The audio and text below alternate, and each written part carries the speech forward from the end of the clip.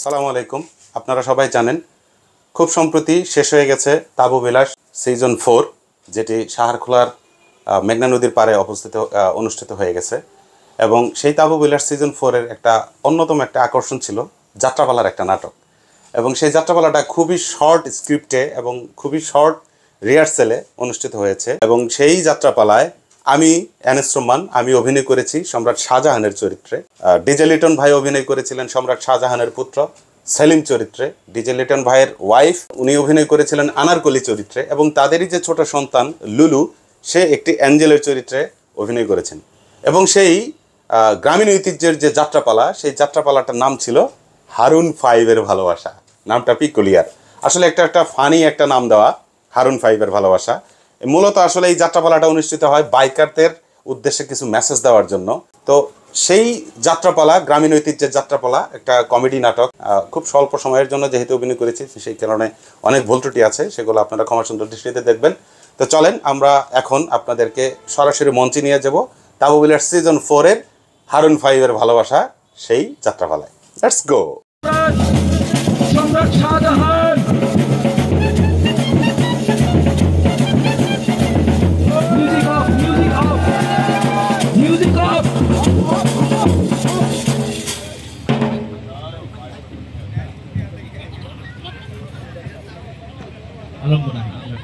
কথা হে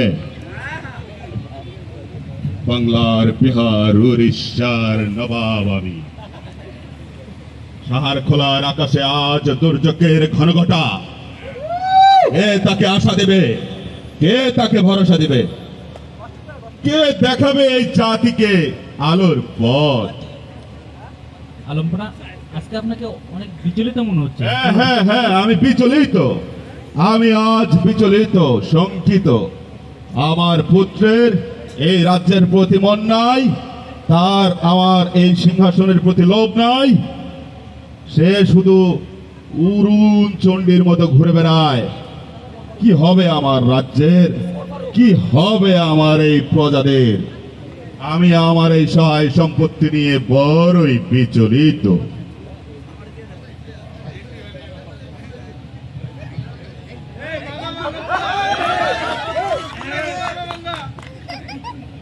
উস্তাদকে মাফ করবেন আব্বা হুজুর, আমি জানতাম না যে আপনি রাজমহলে আছেন।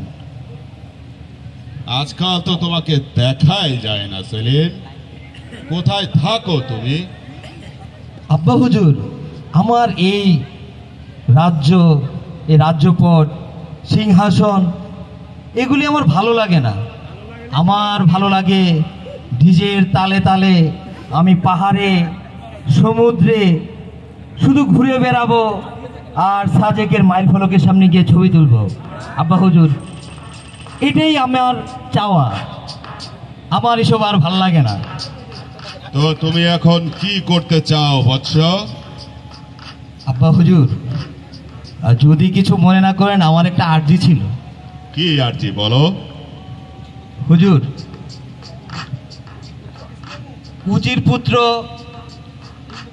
নীলকুমার হারুন 5 নিয়ে দাবিয়ে বেড়াচ্ছে, বিভিন্ন গার্লস কলেজের সামনে যাচ্ছে, মেয়েদেরকে পড়াচ্ছে, পিছনে পিলিয়ন হিসেবে নিয়ে সেই 300 ফিটে ভাইরাল সেই প্লেসে গিয়ে ছবি তুলছে।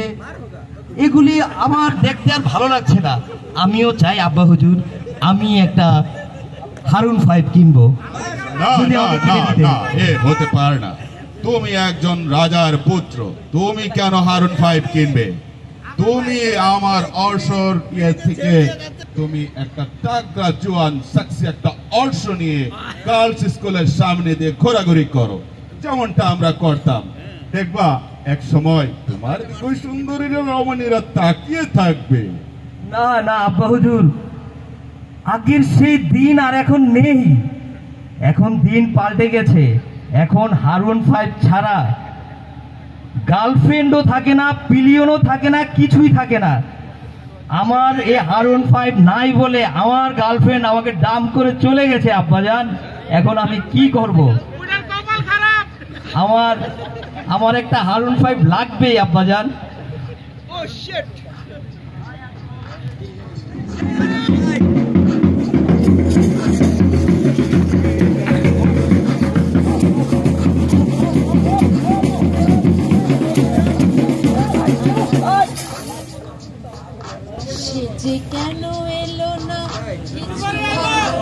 এবার আসুক তাকে আমি মজা দেখাবো। হারুন ফাইভ না আনলে আমি মজা দেখাবো।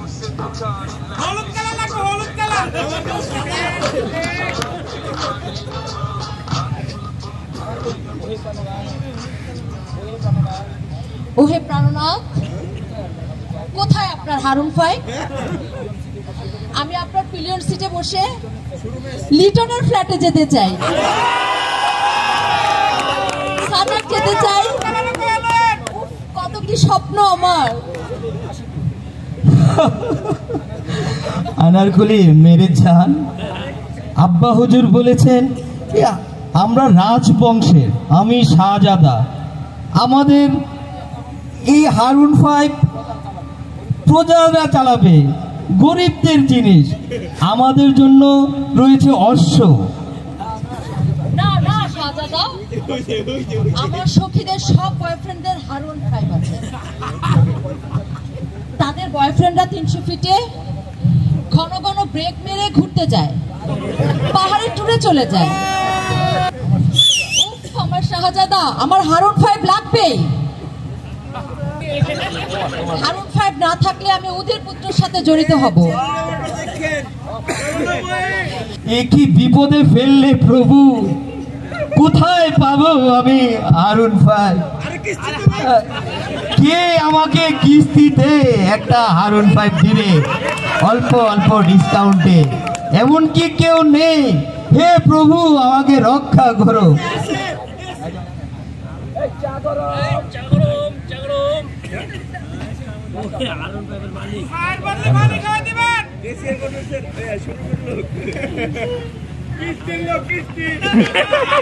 হাতে লাগিয়ে ব্যথারে ছাড়া দর্শনার দেওরারি,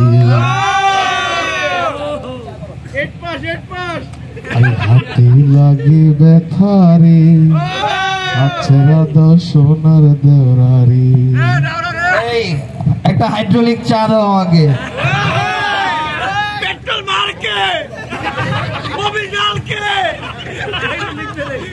কি হয়েছে শাহজাদা সেলিম, আপনাকে এত হতাশ লাগছে কেন? আর বলো না বন্ধু, কি যে বিপদে আছি। আমার আজকে একটা হারুন ফাইভ নাই বলে আমার গার্লফ্রেন্ড এখন নীলপুত্রর সাথে চলে যাওয়ার সে প্ল্যান করছে। কি করব আমি বন্ধু? বন্ধু মন খারাপ করো না, তোমার একটা হারুন ফাইভই তো লাগবে। হ্যাঁ বন্ধু, এই নাও আমার চাবি নাও, তুমি ঘুরে আসো। হারুন ফাইভের চাবি? হারুন ফাইভের চাবি তুমি আমাকে দিলে চালাতে? তুমি ঘুরে আসো। তোমাকে যে কি বলে ধন্যবাদ জানাবো। তুমি সাবধানে ঘুরে আসো। তুমি এসেছিলে বন্ধু, কাল কেন আসনি? কাল কেন আসনি? কাল ভালোবাসনি।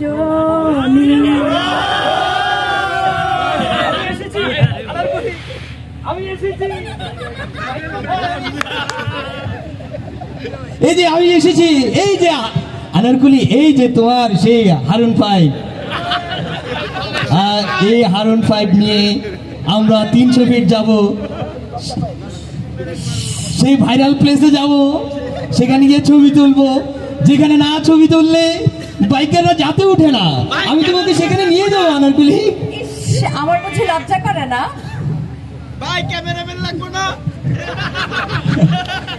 এই আমার গরুর গাড়িতে বউ সাজিয়ে টুকুর টুকুর টুকুর টুকুর সাদায় বাজিয়ে যাবো তোমার শ্বশুর বাড়ি নিয়ে।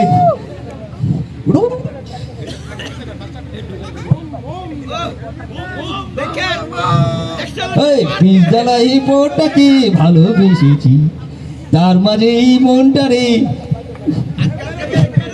এই এই এই এই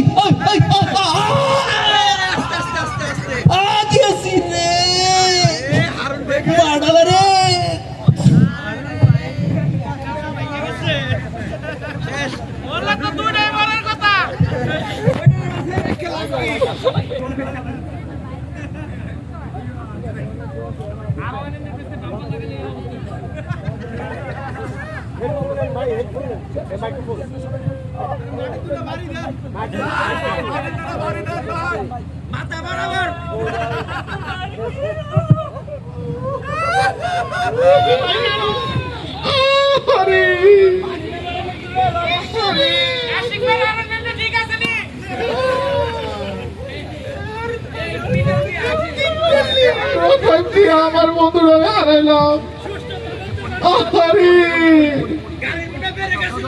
যদি চাবিটা না দিতাম আজকে আমার বন্ধু বেঁচে থাকতো। আরে শাহজাদা,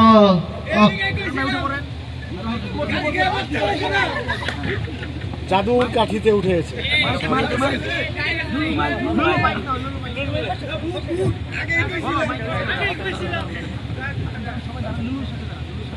ডিয়ার বাইকার্স, আপনারা কি জানেন আজ এই অ্যাক্সিডেন্টটা কেন হলো? কেউ বলতে পারবে কেন অ্যাক্সিডেন্ট হয়েছে?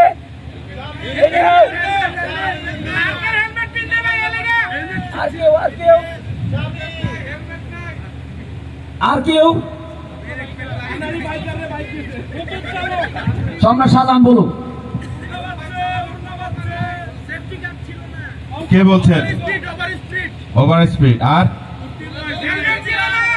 আচ্ছা, কেন অ্যাক্সিডেন্টটা হয়েছে সেটা অ্যাঞ্জেলি বলবে। কেন অ্যাক্সিডেন্টটা হয়েছে?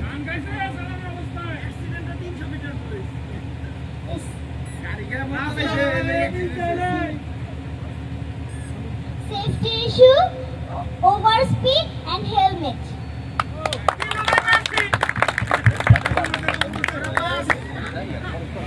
হ্যাঁ বলেন। তো সম্মানিত বাইকার্স, আসলে আমরা ছোট্ট একটা কমেডি টাইপ একটা যাত্রাপালার মতো করেছি। এটার উদ্দেশ্যটা ছিল আমরা একটা গ্রামীণ ঐতিহ্যকে তুলে ধরবো, এবং সবচেয়ে বড় আমরা এখানে সবাই বাইকারদের জন্য একটা বড় একটা মেসেজ থাকবে। সেই মেসেজটা দেওয়ার জন্যই আসলে সুমন ভাই বা সংশ্লিষ্ট সকলের জন্য সকলের পরিশ্রমে এই নাটকটা মঞ্চস্থ হলো। মেসেজটা তো আমরা সবাই বুঝতে পেরেছি, তাই না? বাইক চালাইতে গেলে আমরা বাইক নিয়ে ঘুরবো ফিরবো বেড়াবো, অবশ্যই আমাদেরকে সেফটি ইস্যুটা ইনশিওর করতে হবে, সার্টিফাইড হেলমেট পরতে হবে, এবং ওভার স্পিডে বাইক চালানো যাবে না। এই মেসেজটার জন্যই আজকে আমাদের এই নাটক। আশা করি আপনারা মেসেজটা পেয়েছেন, এবং যারা বাইক রাইড করবেন, ঘুরে বেড়াবেন, অবশ্যই আপনারা এই মেসেজগুলো মাথায় রেখে ঘুরে বেড়াবেন। মনে রাখবেন, একটি দুর্ঘটনা সারা জীবনের কান্না, আর যত গতি তত ক্ষতি। আর বন্ধুর হাতে আর চাবি দিয়ে না কিন্তু।